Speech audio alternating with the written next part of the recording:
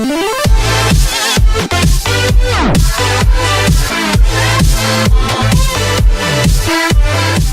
and welcome friends, I am Vinay and in this video lecture we will learn use of have to and has to। तो आइए सबसे पहले जानते हैं have to और has to के basic concept के बारे में। have to और has to का प्रयोग एक्सटर्नल ऑब्लिगेशंस अर्थात बाहरी बाध्यताओं को दर्शाने के लिए किया जाता है। have to और has to का प्रयोग एक्सटर्नल ऑब्लिगेशंस अर्थात बाहरी बाध्यताओं को दर्शाने के लिए किया जाता है। अब हम जानेंगे इस स्ट्रक्चर की सहायता से हिंदी से अंग्रेजी में ट्रांसलेशन किस तरीके से किया जाता है। इसके लिए हमें सबसे पहले हिंदी के वाक्यों के लिए पहचान का ज्ञान होना जरूरी है। हिंदी के वाक्यों के लिए पहचान है इस स्ट्रक्चर के लिए नाम पड़ता है। एक एग्जांपल लेते हैं, मुझे इस किताब को पढ़ना पड़ता है। इस हिंदी के वाक्य के अंत में क्या आया है? ना पड़ता है। इसका अर्थ ये हुआ कि इस स्ट्रक्चर की सहायता से इसका ट्रांसलेशन किया जा सकता है। हैज टू और हैव टू प्लस V1 की सहायता से इसका ट्रांसलेशन किया जा सकता है। अफर्मेटिव स्ट्रक्चर क्या है?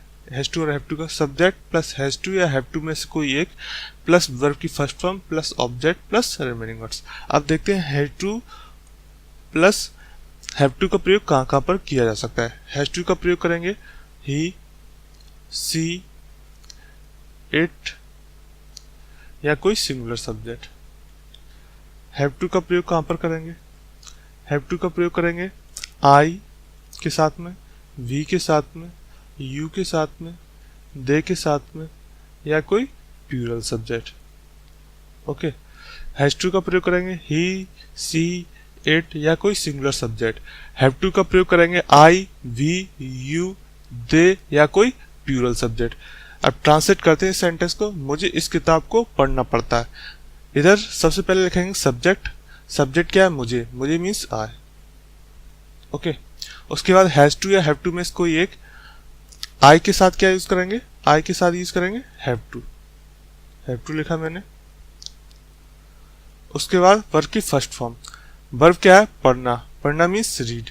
रीड की फर्स्ट फॉर्म रीड। ओके, उसके बाद ऑब्जेक्ट।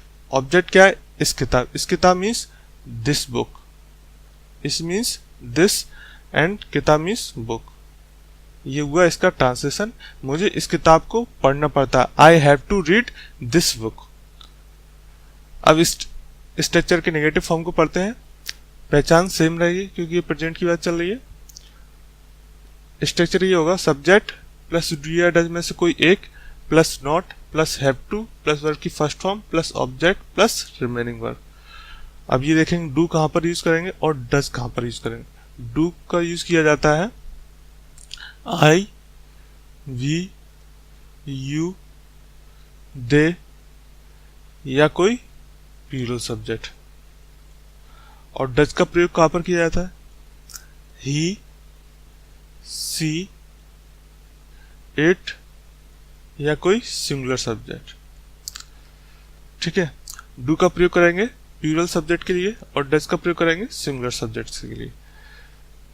सबसे पहले इस स्ट्रक्चर से क्या लिखेंगे? सब्जेक्ट। सब्जेक्ट क्या है? सीता। सीता को यह किताब नहीं पढ़नी पड़ती है। सब्जेक्ट क्या है? सीता।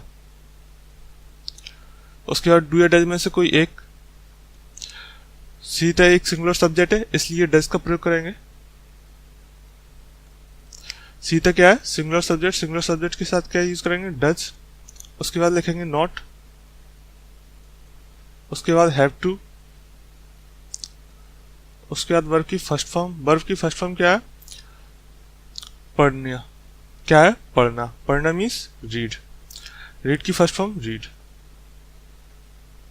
Plus object. ऑब्जेक्ट क्या है? यह किताब। यह किताब मीन्स दिस बुक।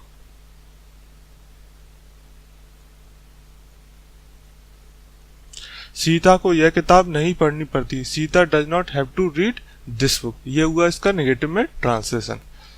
अब देखते हैं इंट्रोगेटिव में इसका ट्रांसलेशन किस तरीके से किया जाता है। इंट्रोगेटिव में भी टू टाइप्स होते हैं, first type and second type. अभी हम फर्स्ट टाइप पढ़ रहे हैं। फर्स्ट टाइप में देखेंगे फर्स्ट टाइप में कि हिंदी के वाक्यों के लिए क्या पहचान होती है।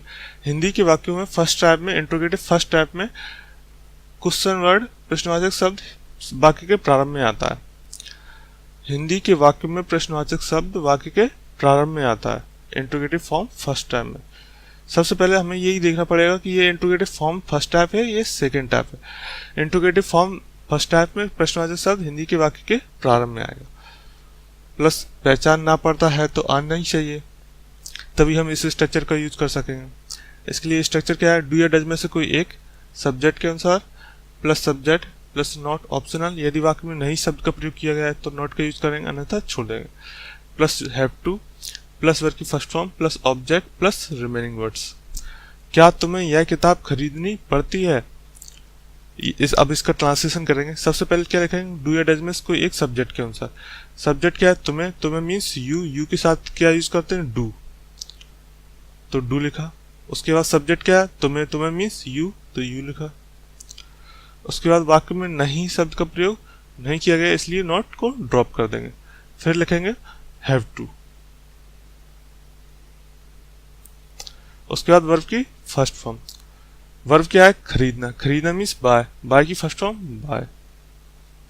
उसके बाद ऑब्जेक्ट क्या है, यह किताब मीन्स दिस बुक। क्या तुम्हें यह किताब खरीदनी पड़ती है, do you have to buy this book. ये हुआ इसका ट्रांसलेशन। अब पढ़ते हैं इंट्रोगेटिव फॉर्म सेकंड टाइप में। इंट्रोगेटिव फॉर्म सेकंड टाइप में क्या होगा, जो प्रश्नवाचक शब्द हुआ हिंदी की वाक्य के बीच में आएगा। आपको यह कार्य क्यों करना पड़ता है, यहाँ पर जो प्रश्नवाचक शब्द है क्यों, वो कहाँ पर आया, वाक्य के बीच में, इसलिए इसे ट्रांसलेट करेंगे इंट्रोगेटिव फॉर्म सेकंड टाइप से। और इंट्रोगेटिव फॉर्म फर्स्ट टाइप में क्या हो रहा था, जो प्रश्नवाचक शब्द था वो वाक्य के प्रारंभ में आता है। स्ट्रक्चर देखते हैं। सबसे पहले लिखेंगे क्वेश्चन वर्ड, फिर डू या डज में कोई एक, उसके बाद सब्जेक्ट, उसके बाद नॉट ऑप्शनल, उसके बाद हैव टू, उसके बाद वर्ब की first form plus object plus remaining words. सबसे पहले क्या लिखेंगे, क्वेश्चन वर्ड इस स्ट्रक्चर से, आपको यह कार्य क्यों करना पड़ता है। प्रश्नवाचक शब्द कौन सा है, क्यों मीन्स वाई। सबसे पहले वाई लिखा। उसके बाद डू या डज में कोई एक सब्जेक्ट के अनुसार। सब्जेक्ट क्या है, आपको मीन्स यू के लिए लगाते हैं डू। उसके बाद सब्जेक्ट लिखेंगे। सब्जेक्ट क्या है, आपको मीन्स यू। चूंकि वाक्य में नई शब्द का प्रयोग नहीं किया गया, इसलिए ये इस नोट को ड्रॉप कर देंगे। उसके बाद लिखेंगे हैव टू। उसके बाद वर्ब की फर्स्ट फॉर्म। वर्ब की फर्स्ट फॉर्म क्या है, करना मीन्स डू की फर्स्ट फॉर्म डू। उसके बाद ऑब्जेक्ट क्या है, यह कार्य मीन्स दिस वर्क। आपको यह कार्य क्यों करना पड़ता है, why do you have to do this work. ये था हैज टू और हैव टू का प्रेजेंट का स्ट्रक्चर, जिसकी पहचान क्या थी, ना पड़ता है, और हमने इसमें affirmative form, negative form, interrogative first type और इंट्रोगेटिव सेकंड टाइप को कवर किया है। आई होप ये वीडियो आपको पसंद आया होगा। यदि इस वीडियो संबंधित आपको कोई डाउट है, प्लीज कमेंट कीजिए, जिससे कि मैं उसका आंसर दे सकूं। और इस वीडियो को लाइक, सब्सक्राइब और शेयर करना मत भूलिए। Thank you for watching this video.